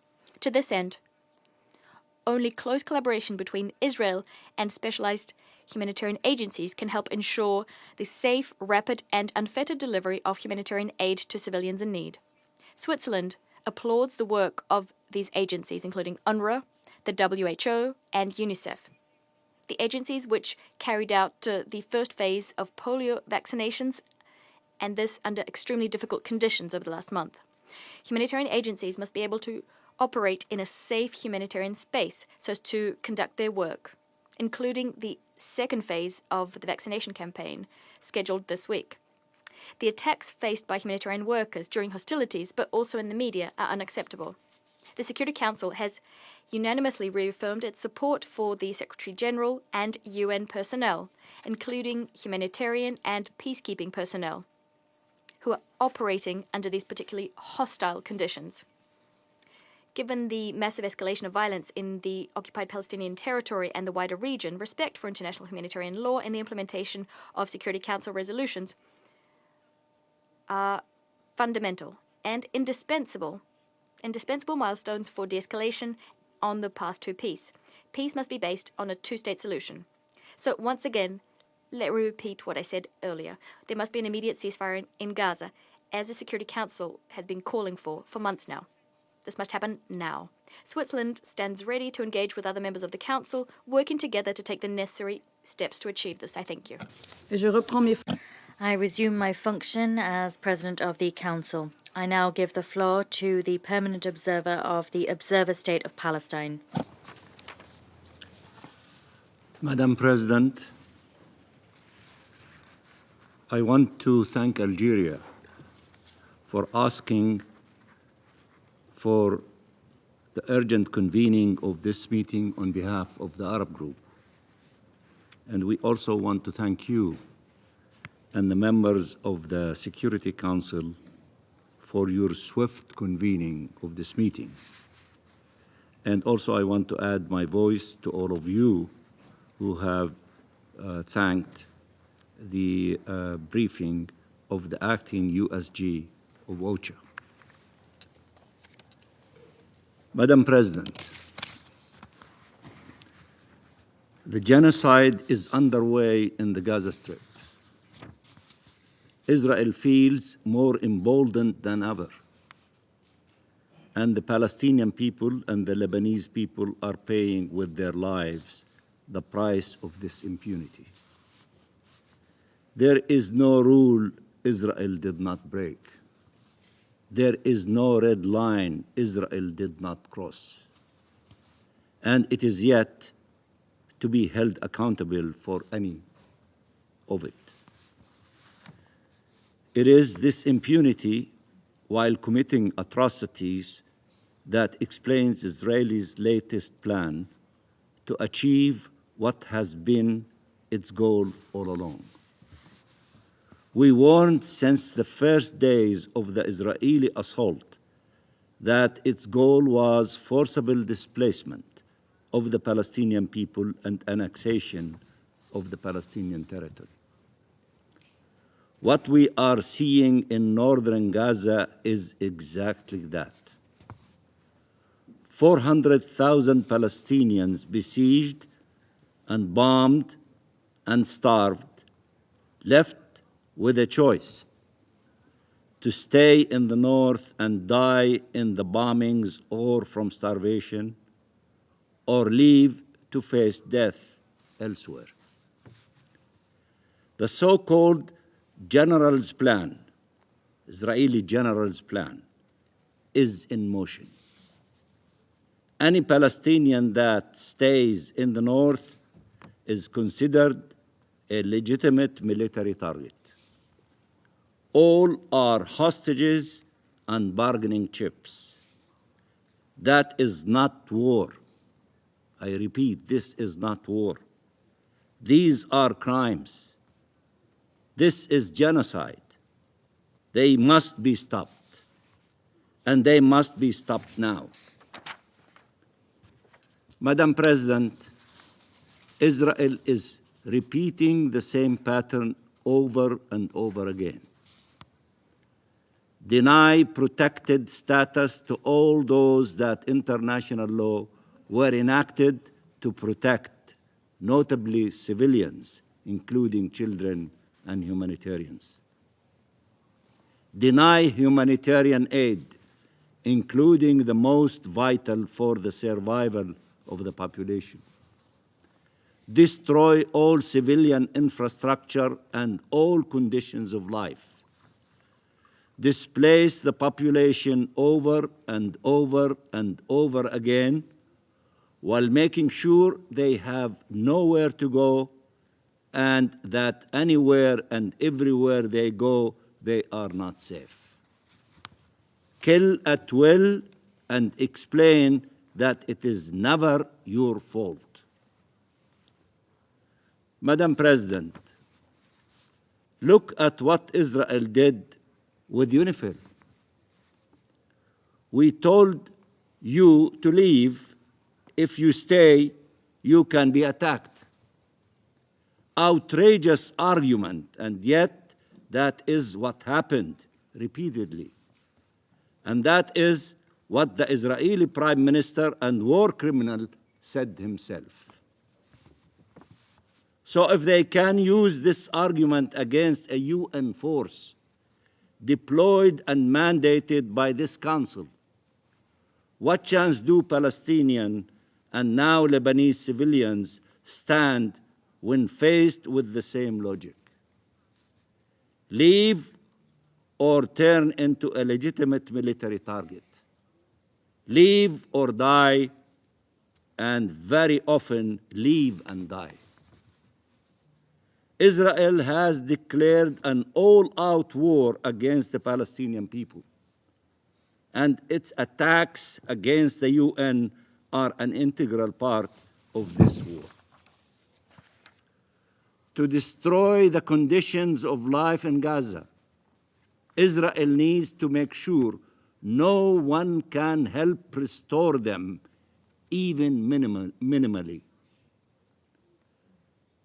Israel's attack against UNRWA is part of its assault against the Palestinian refugees it serves and the Palestinian civilian population it is trying to help survive.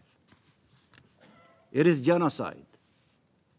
Cold-blooded, planned, and executed genocide for the perpetrators. Burning, terrifying, harrowing genocide for the victims. What is happening in northern Gaza now is another level of monstrosity. Silence and inaction are not an option. Are you ready to proclaim that while Palestinians refuse to surrender, even when faced with collective capital punishment, this council decided to surrender? We know that many members around this table refuse to do so, and we count on them today to fight back with the tools provided by the Charter and by the law to combat those who are obliterating the Charter and the law. This is the responsibility of the Council and of each and every state around the world. The matter is straightforward, plain and simple. The massacres have to stop. Cease fire now. No delay and no condition.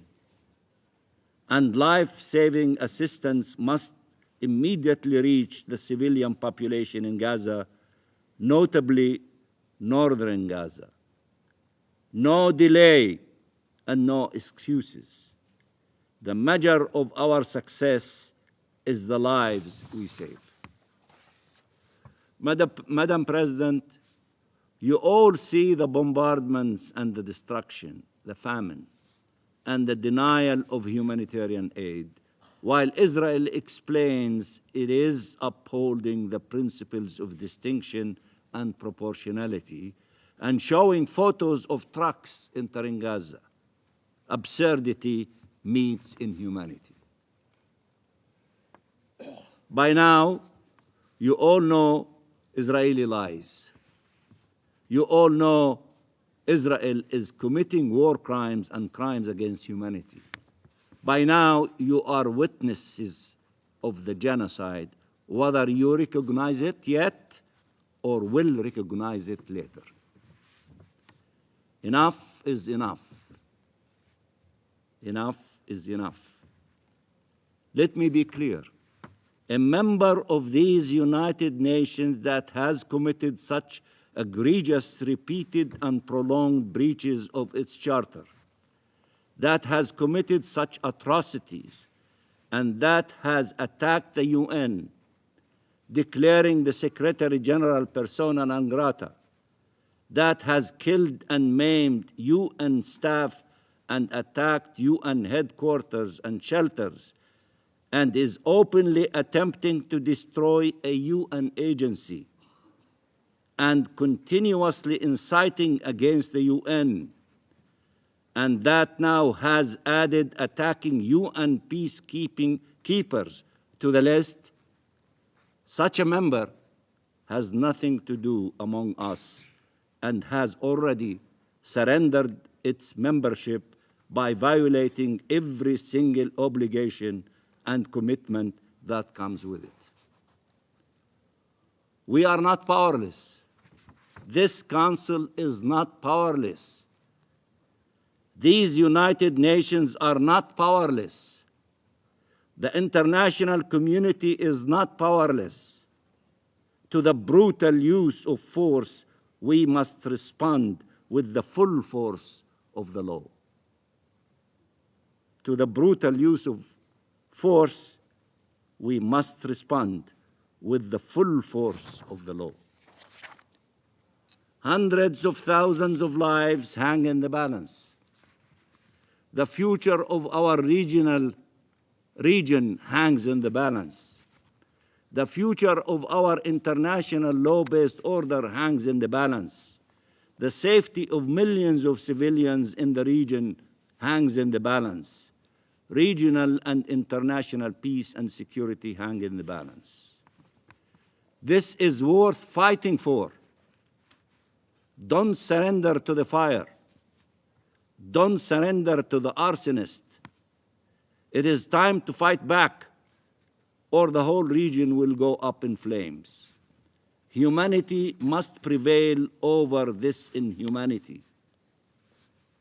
And for the record, let me state once again, we are for the protection of all civilians and against harming any civilian. But Palestinian civilians are not less civilian, and their lives are not less worthy of protection. We want a Middle East where all states live in peace and security, but that must include the Palestinian state. We want peace, but the only path to peace is through freedom for the Palestinian people and respect for their right to self-determination. We are for respect for international law by all and for the benefit of all. Stop the genocide. Stop the genocide. End this occupation-made famine and humanitarian crisis. Let people return to where their homes once stood and their communities once lived, to resume their lives and rebuild what can be, to mourn and try to restore life.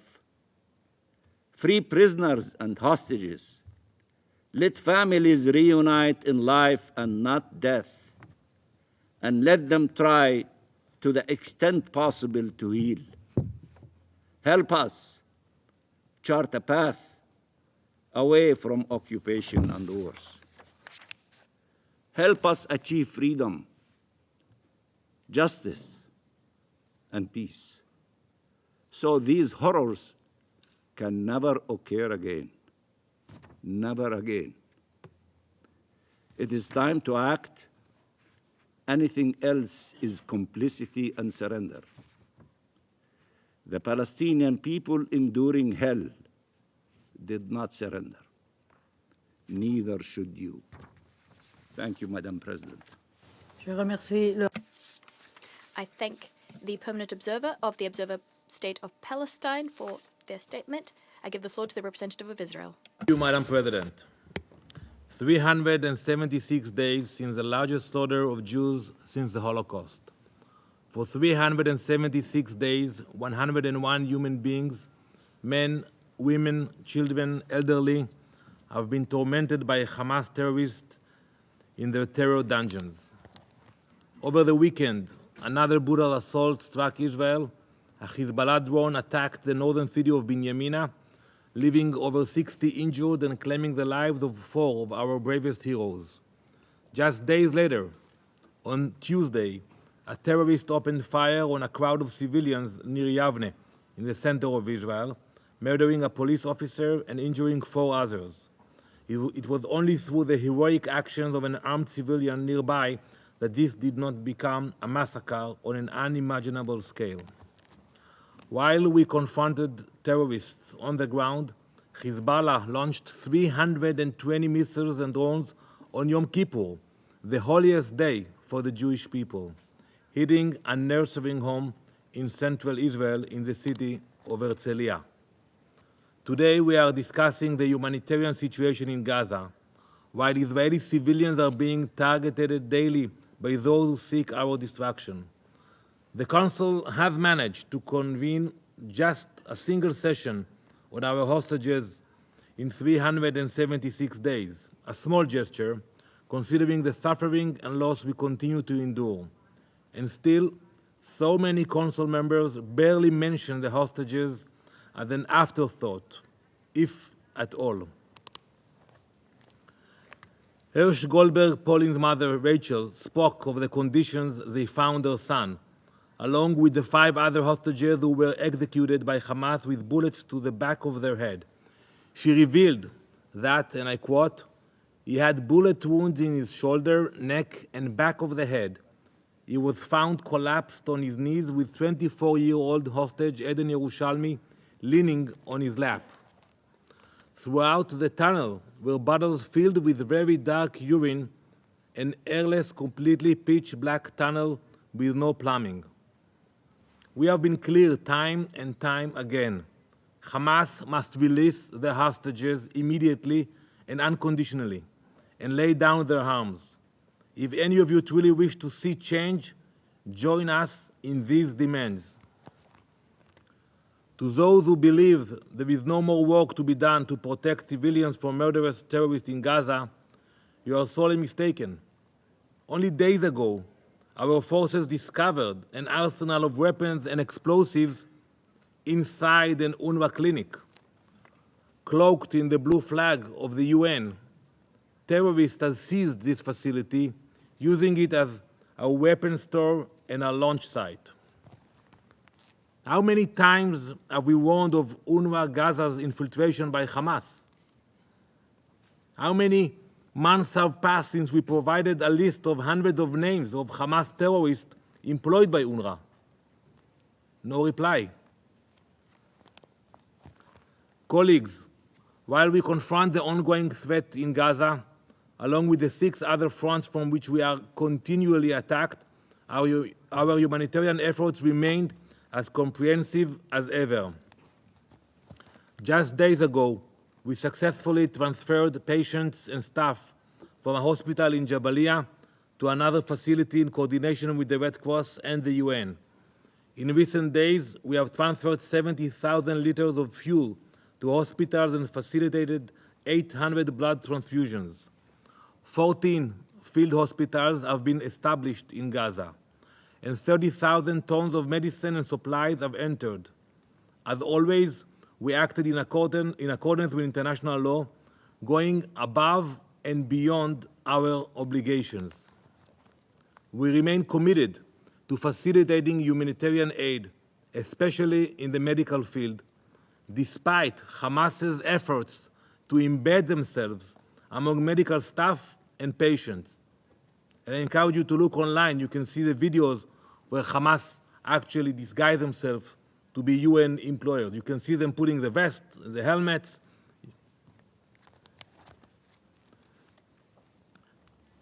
Only 72 hours ago, the second polio vaccination campaign began in collaboration with UNICEF and WHO. In the first day of the second stage, more than 92,000 children under the age of 10 were vaccinated, while a further 76,000 received vitamin supplement treatment. These numbers are in addition to the more than 500,000 who were vaccinated in the first campaign across Gaza. These efforts are in response to arising needs, and additional to the more than 1 million tons of aid delivered into Gaza, of which 700,000 is food aid. On October 14 alone, over 108 trucks entered Gaza via the Kerem Shalom and Erez crossing. All the while, 530 trucks filled with aid are awaiting collection inside Gaza. Pay attention to that. The problem's not only is in our side. 500 trucks are now waiting inside Gaza. There are other issues to be addressed.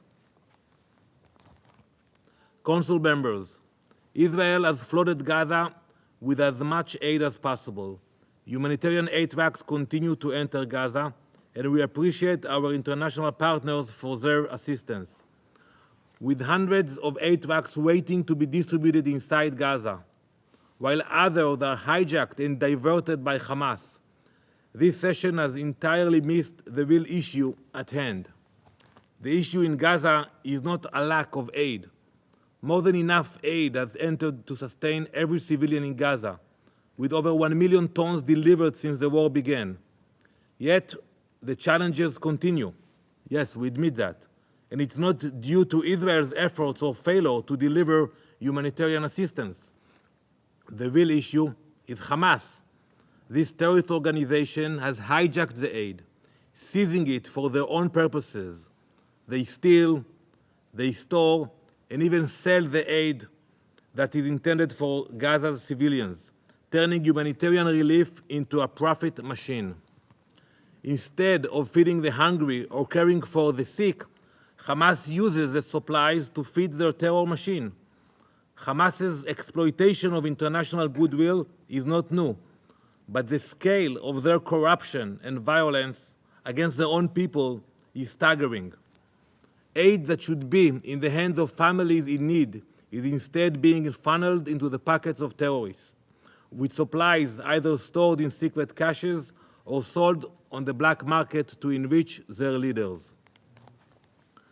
Hamas has favored their terrorists over the civilians they claim to defend, choosing to sustain their terrorist activities while leaving the people of Gaza to fend for themselves. Israel, along with our international partners, continue to flood Gaza with aid, but it will never reach all those in need as long as Hamas remains in power. Hamas has weaponized the humanitarian situation, exploiting every opportunity to strengthen their hold while their own people suffer. This makes it incredibly difficult to ensure that the aid reaches its intended recipients.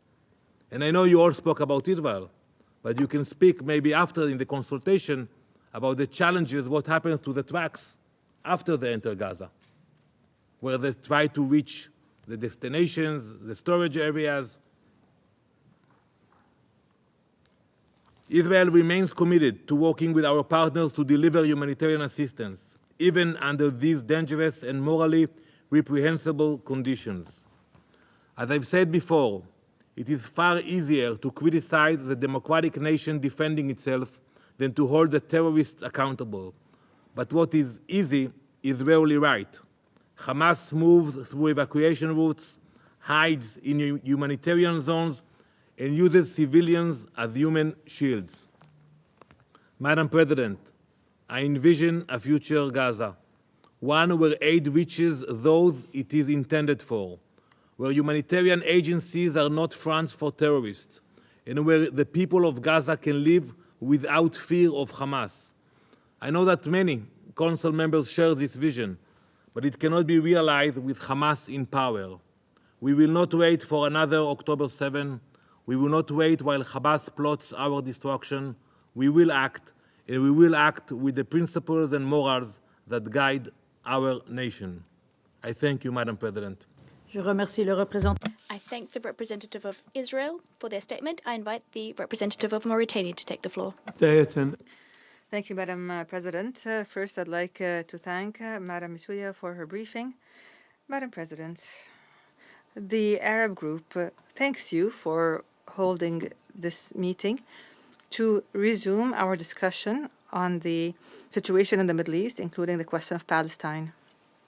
We would also like to thank Algeria for requesting this meeting, which is being held just 1 week after the Council met to discuss the same item and the same topic. But the Council once again failed to take effective action to put an end to the ongoing war of genocide against unarmed civilians in the Gaza Strip. We come back again as we witness escalating developments on the ground in the Gaza Strip. And as we see rising numbers of civilians rising numbers of victims among civilians, children, women, and the elderly. As we see a confirmation of the intentions of the occupying power, and as the international community and this Council continue to remain silent.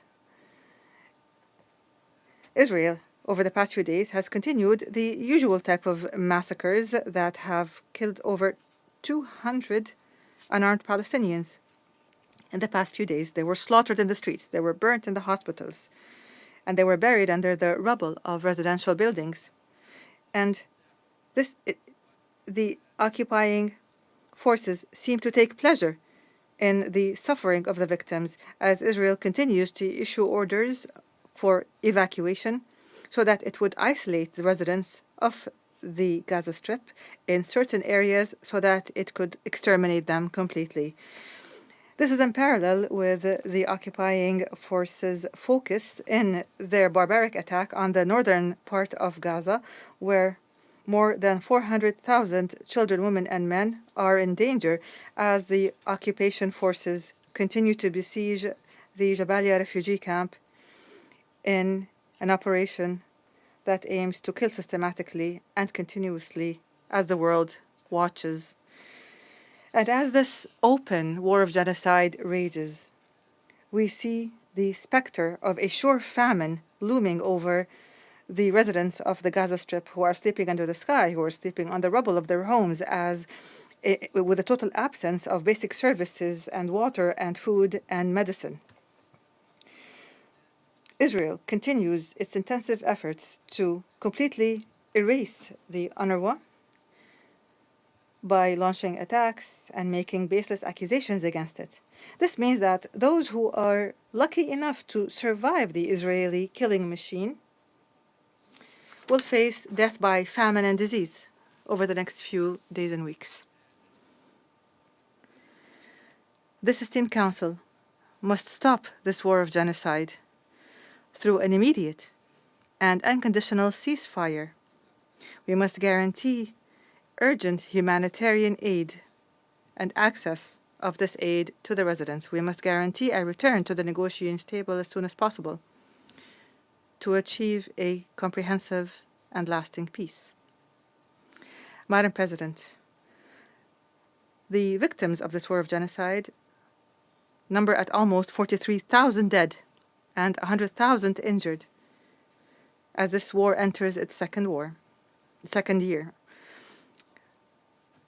And as we've said before, putting an end to this war is not simply a humanitarian imperative. Rather, it is a means for this Council to prove its credibility and effectiveness as well as the effectiveness of the collective security system as a whole upon which this organization was built.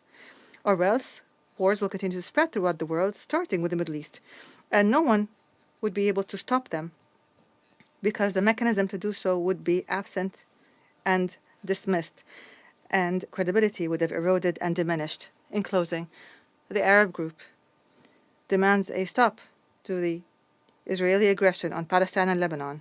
We demand a stop to the repeated Israeli attacks on Syria. We demand immediate measures to deter the occupying entity as it continues in its criminal doctrine based on killing and bloodshed, the killing and bloodshed of civilians, and spreading destruction and chaos and threatening peace and security in the region. This regime must be held responsible for these crimes, and it must not escape punishment. The group of Arab states stresses the need to implement relevant United Nations resolutions to end the Israeli occupation of Arab territory in Palestine, Syria, and Lebanon. I thank you. I thank the representative of Mauritania. There are no more names inscribed on the list of speakers. I now invite council members to informal consultations to continue our discussion on the subject. The meeting is adjourned.